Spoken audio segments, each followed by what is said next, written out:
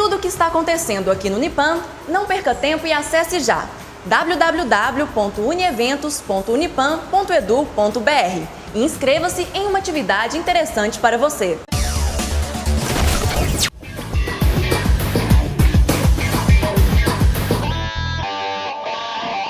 E na Dica Cultural de hoje, nós temos o prazer de receber o professor Moacir Felizbino. Olá, Moacir, que bom estar aqui com você de volta.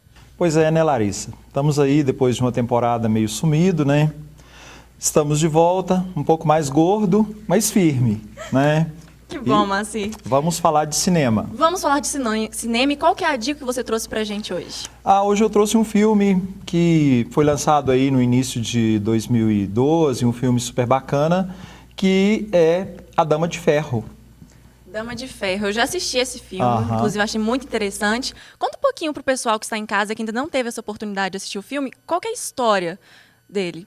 É muito bacana, porque é o seguinte, a gente pensa que pelo fato de ser uma biografia, né, o retrato de uma vida, que é da primeira-ministra inglesa Margaret Thatcher, desde a infância dela até a velhice, até os dias atuais.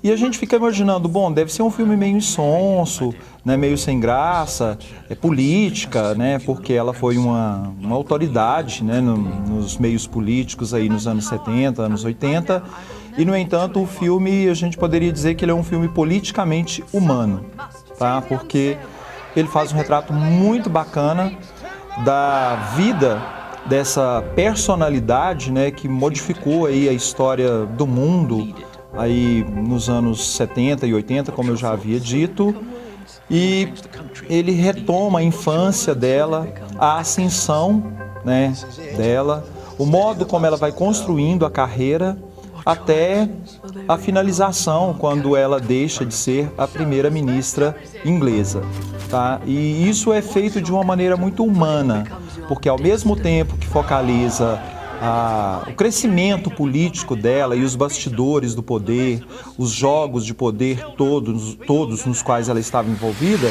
também faz um retrato da vida pessoal dela. E isso é que é bacana, porque a gente pensa, quando a gente está vendo essas pessoas na mídia, presidentes, reis, primeiros ministros, que essas pessoas têm uma vida perfeita, que tudo é divino e maravilhoso na vida deles, né? E não é bem assim.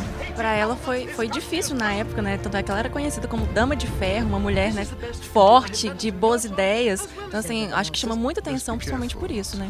Exatamente. Ela foi um expoente feminino para a época, né? E isso também foi muito relevante na vida e na carreira dela. Por quê? Porque no momento onde ainda havia um certo preconceito com relação às mulheres, ela ocupou um cargo que até então era um cargo delegado apenas aos homens, né? Tanto que ela ficou denominada como a Dama de Ferro, né? Por causa das decisões, e às vezes decisões muito duras que ela teve que tomar, como o caso da Guerra das Malvinas, que a Inglaterra acabou abrindo guerra contra a Argentina. E eu acho que um outro ponto também que a gente tem que destacar é a atuação, né, impecável da Meryl Streep, que deu um show, né? Inclusive foi até indicada a Oscar, né? Fala um pouquinho sobre a atuação dela nesse filme. Olha, a Meryl Streep já é uma atriz de longa carreira, né? Já é uma atriz conhecidíssima, famosa por papéis aí importantíssimos, né? Na Escolha de Sofia, no Diabo Veste Prada, né? Ela sempre se destacou por grandes papéis. Mas no papel de Margaret Thatcher, ela está assim impecável, sublime. A gente olha para ela, tanto que o filme ganhou também o Oscar de melhor maquiagem e o de melhor atriz. A gente olha para aquela mulher e ela é a Margaret Thatcher. Ela conseguiu encarnar isso, o sentido da humanidade, da força política. Ela se revestiu da pessoa, da personagem a qual ela estava representando. E isso é muito bacana. E ela vai se fortalecendo cada vez mais ao longo do filme, até que ao final, é um final cruel, ao mesmo tempo muito delicado, mas que retrata, na verdade, o final da vida de todo mundo, porque mais ou menos a metáfora é essa: todo mundo vem ao mundo sozinho, atravessa junto com multidões e acaba sozinho. Né? O oceano da morte, ele sempre te arrasta de uma maneira que você vai solitário, não tem ninguém para te acompanhar. E ao final do filme é mais ou menos essa metáfora que fica. Tem toda uma mensagem, né, por trás. E com relação a uma cena que você acha assim, que você possa destacar do filme, que você achou que é interessante, que você pode compartilhar com a gente? A cena mais bacana do filme, que eu achei mais tocante, a mais emocionante, é quando ela foi assumir a cadeira lá no parlamento como primeira-ministra, né? E ela estava saindo da casa dela para ir assumir, foi o dia que ela ia, né, receber o cargo, e os meninos, as crianças, os filhos dela estavam lá fazendo um desenho lá da escola, e eles estavam loucos para dar o desenho para ela, e ela não dá a menor atenção, porque ela estava tão atarantada com tudo que estava acontecendo, e os meninos vão correndo atrás dela até no carro, e ela pede o motorista para seguir, e os meninos ficam lá no jardim, balançando o papel, e ela vai embora, e é mais ou menos, isso é uma espécie de divisor de águas dentro do filme, entendeu? É a questão do poder e da família, que muitas vezes você tem que abrir mão de tanta coisa em nome do exercício do poder. E ao final fica a indagação, será que valeu a pena? Exatamente isso que eu ia falar. Será que valeu a pena, né? Tudo isso que durante o filme a gente vê. Tudo que ela teve que passar para conseguir ser o que foi, né? E acabou com um fim, assim, que... A grande indagação é exatamente essa ao final do filme. Será que valeu a pena tanto exercício de poder, tanta fama, tanta articulação, e a família, onde que ficou? E os amigos, e a vida? É claro que ela viveu, né, intensamente, mas será que ela viveu o suficiente em termos de família, em termos de afeto, em termos de contexto familiar? A grande indagação ao final do filme é essa, a relação entre o humano e o poder, a família e as convenções. O que será que é mais importante, o que deveria ser mais importante ou o que é mais importante? Então é isso aí, pessoal. Muito obrigada, Moacir, pela sua presença. Tenho certeza que quem assistir esse filme vai adorar, conhecer um pouquinho da história da Inglaterra, né? Conferir aí de pertinho. Nós te esperamos mais vezes aqui na Dica Cultural, tá bom? E é isso aí, pessoal. Continuamos com mais Conexão Unipan.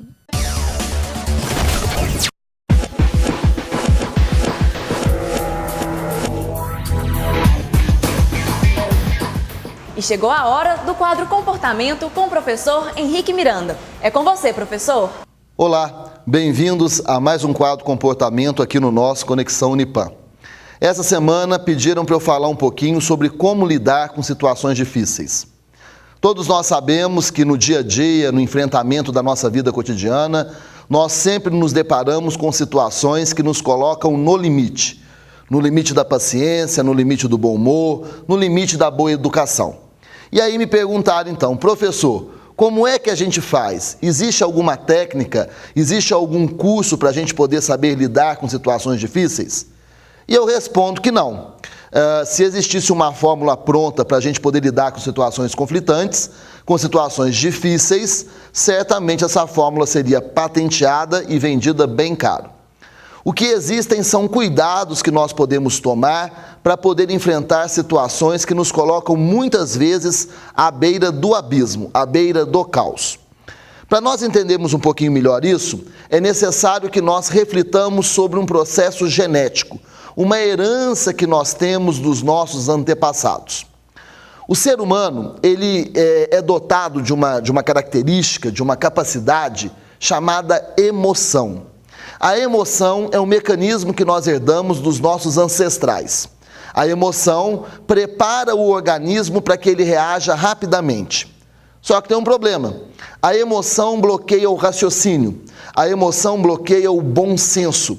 A emoção bloqueia o nosso equilíbrio. Por isso, todas as vezes que nós estamos diante de uma situação difícil, conflitiva, uma situação que nos exige agir rapidamente, entram em cena as emoções. E as emoções acabam bloqueando o raciocínio, acabam bloqueando o bom senso e nós nos atrapalhamos na hora de lidar com situações difíceis.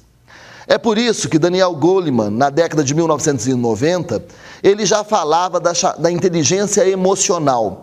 Existem pessoas que emocionalmente são mais inteligentes. E em que consiste a inteligência emocional? Consiste em situações difíceis, em situações conflitantes, você saber controlar as suas emoções, manter a sua calma e lidar com a situação da melhor maneira possível.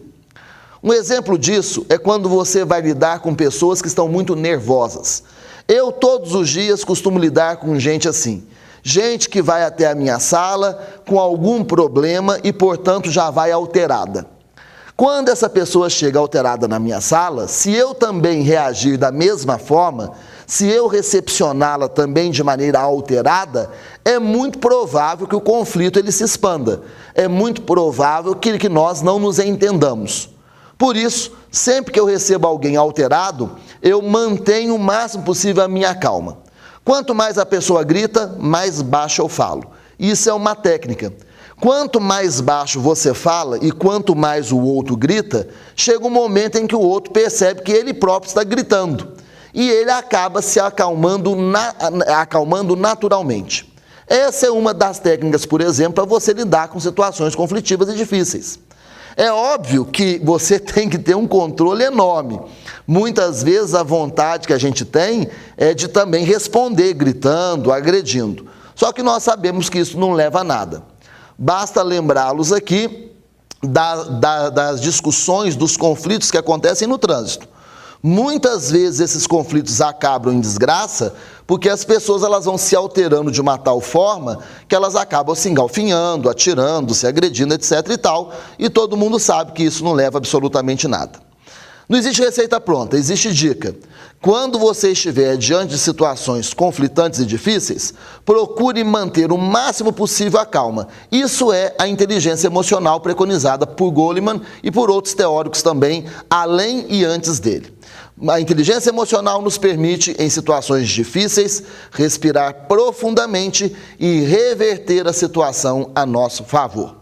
Essa é a dica, espero poder ter ajudado e espero contar com vocês no próximo programa. Um forte abraço e até lá.